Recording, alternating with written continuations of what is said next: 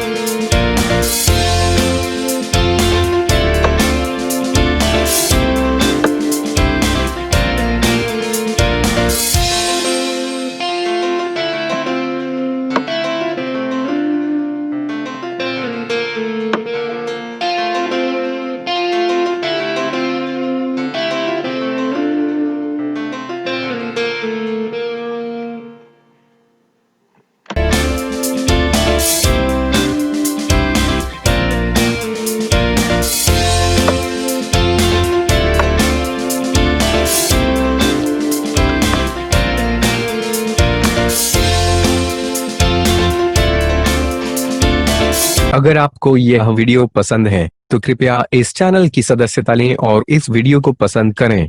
अगर आपके पास वीडियो के लिए कोई सुझाव है तो कृपया टिप्पणी करें।